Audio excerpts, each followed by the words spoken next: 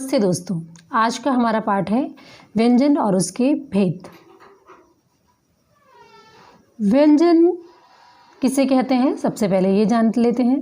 जिन वर्णों का उच्चारण करते समय वायु हमारे मुंह के किसी न किसी भाग से स्पर्श करते हुए बाहर आती है, उन्हें हम कहते हैं व्यंजन। व्यंजन के भेद 3 आधारों पर किए जाते हैं: स्पर्श के आधार पर, प्राण की मात्रा के आधार पर, स्वर तंत्रियों में कंपन के आधार पर। सर्वप्रथम स्पर्श के आधार पर हम व्यंजन के भेद पढ़ेंगे। स्पर्श के आधार पर व्यंजन के 3 भेद हैं। सर्वप्रथम स्पर्श व्यंजन, उत्क्षिप्त व्यंजन, अंतस्थ व्यंजन और ऊष्म व्यंजन। स्पर्श व्यंजन हमारी वर्णमाला में जो स्पर्श व्यंजन है क से म तक। स्पर्श का शाब्दिक अर्थ होता है छूना, अर्थात जिन व्यंजनों के उच्चारण करते समय जो वायु है फेफड़ों से निकलकर हमारे मुंह में आने से पहले हमारे मुंह के आंतरिक भागों जैसे कंठ, मूर्धा, जिह्वा, होठ, दांत, इन सब का स्पर्श करती है तो वो स्पर्श व्यंजन कहलाते हैं। स्पर्श व्यंजनों की संख्या 25 होती है और इनको 5 भागों में विभक्त किया जाता है। वो 5 भाग कौन कौन से हैं?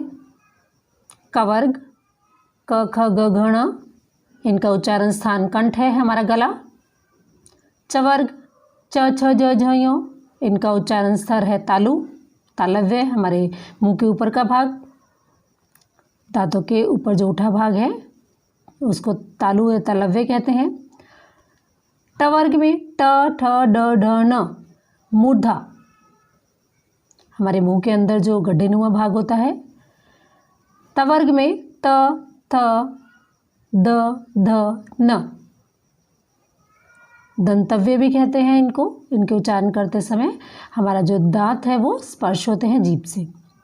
पवर्ग में प फ ब भ म, हमारे ओष्ठ इसको उच्चारण करने में सहायता करते हैं, तो ये ओष्ठ या ओष्ठ इनका उच्चारण स्थल है।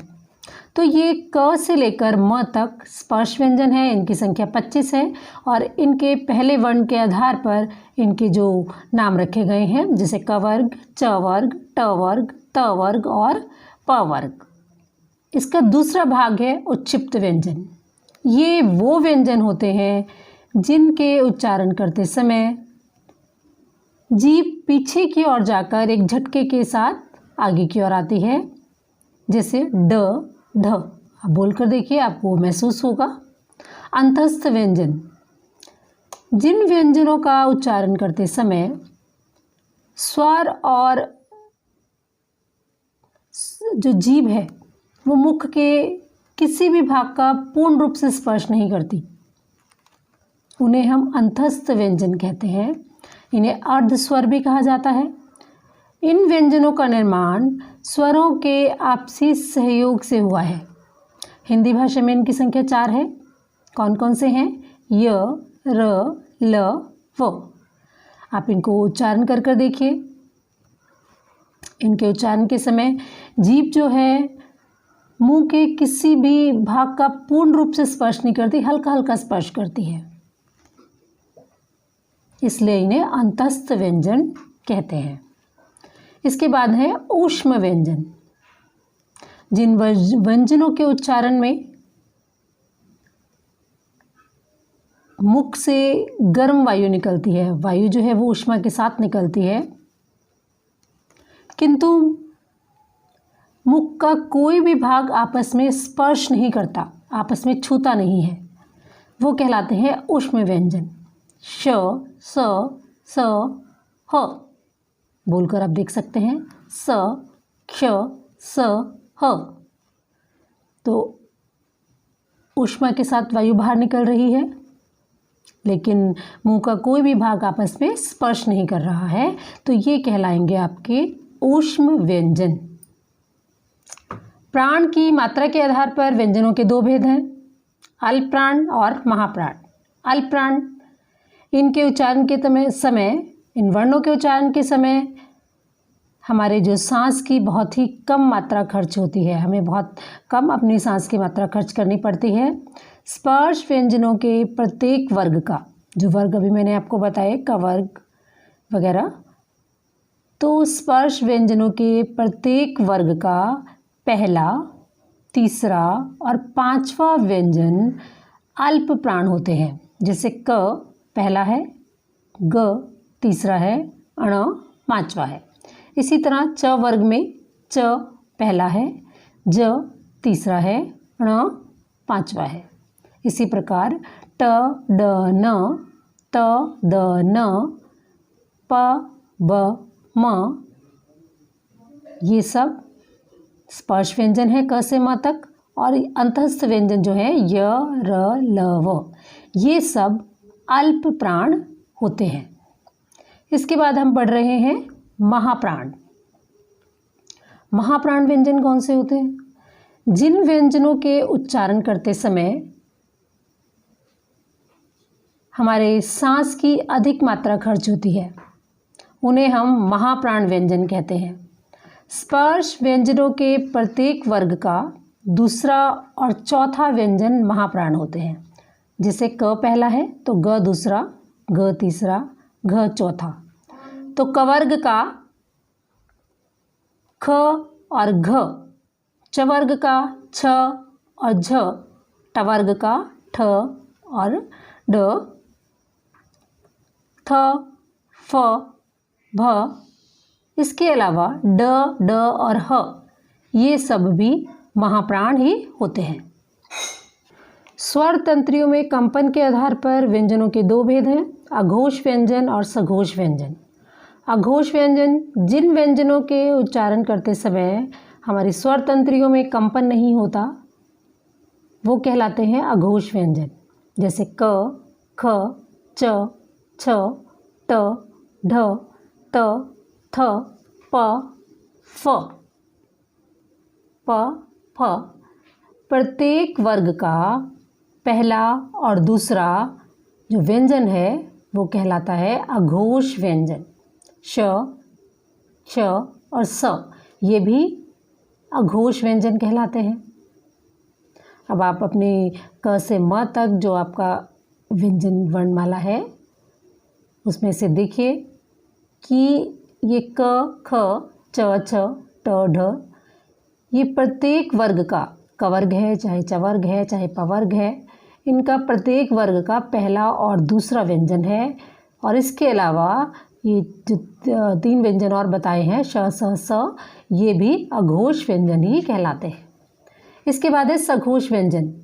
जिन व्यंजनों के उच्चारण करते समय स्वर तंत्रियों में कंपन होता है वो सघोष व्यंजन कहलाते हैं। जैसे ग, घ, ण, ज, झ, ञ, ट, ढ, ण, द, ध, न, ब, भ, म, ड और ढ। ये व्यंजन है आपके जितने भी वर्ग हैं आपके कवर्ग, चवर्ग, टवर्ग, पवर्ग, इनके प्रत्येक वर्ग का तीसरा, चौथा और पांचवा व्यंजन है। तीसरा, चौथा, पांचवा व्यंजन जो है वो सघोष व्यंजन कहलाते हैं। पहला और दूसरा व्यंजन जो है वो अघोष व्यंजन कहलाते हैं। ये याद रखने योग्य बात है, ये आप अच्छे से दिमाग में बैठा लीजिए और हमेशा याद रखिए। और इसके अलावा य, र, ल, व, ह, ये पांचों भी सघोष व्यंजन होते हैं। तो बच्चों ये था आपका व्यंजन के भेद जो भी मैंने आपको बताए। अच्छा, आशा है आपको अच्छे से समझ में आ गए होंगे। बार बार सुनिए, समझिए, पढ़िए। कुछ समझ में नहीं आता है तो कमेंट बॉक्स में लिखकर आप अवश्य पूछ सकते हैं। इस पूरे वर्ण विचार पाठ में हमने क्या क्या पढ़ा है उसका एक छोटा सा यहाँ पर देख लेते हैं प्रीव्यू कि हमने क्या क्या पढ़ा है। ठीक है, सर्वप्रथम ध्वनि को लिखने के लिए निर्धारित चिन्ह जो यूज़ होते हैं, जो प्रयोग में लाए जाते हैं, उन्हें में वर्ण या अक्षर या ध्वनि कहते हैं। किसी भाषा के सभी वर्णों के व्यवस्थित समूह को वर्णमाला कहते हैं। स्वरों के दो भेद हैं, स्वर और व्यंजन। वर्णों के दो भेद हैं, स्वर और व्यंजन। फिर स्वरों के दो भेद हैं, ह्रस्व स्वर और दीर्घ स्वर। जिन ध्वनियों का उच्चारण करते समय वायु नाक से निकलती है उन्हें हम कहते हैं अनुस्वार। अनुस्वार एक बिंदी को कहते हैं, जैसे हंस के ऊपर बिंदी लगी है। जिन ध्वनियों का उच्चारण करते समय वायु जो है नाक और हमारे मुंह दोनों स्थानों से निकलती है, हम उन्हें अनुनासिका कहते हैं। जैसे सांप, चांद, माँ, मुंह, धुआं, तो ये सब अनुनासिका। अनुनासिका का अर्थ चंद्र बिंदु। इसके बाद है विसर्ग। विसर्ग दो बिंदियों को हम विसर्ग कहते हैं, जैसे प्रातः, प्रायः, दुख, अतः, स्वतः, तो ये सब आपके विसर्ग कहलाते हैं। इसके बाद हम पढ़ेंगे स्पर्श के आधार पर व्यंजनों के तीन भेद हैं, स्पर्श व्यंजन, अंतस्थ व्यंजन, ऊष्म व्यंजन। मैंने आपको चार भेद बताए हैं, क्षिप्त व्यंजन भी है साथ में। प्राण की मात्रा के आधार पर व्यंजनों के दो भेद बताए हैं, अल्प प्राण और महाप्राण व्यंजन। स्वर तंत्रियों में कंपन के आधार पर व्यंजनों के दो भेद हैं, अघोष व्यंजन और सघोष व्यंजन। तो बच्चों, इससे पहले वाले चैप्टरों में वर्ण विचार के ये सारे टॉपिक्स मैंने आपको बताए हैं, वहाँ जाकर आप पढ़िए, समझिए। धन्यवाद।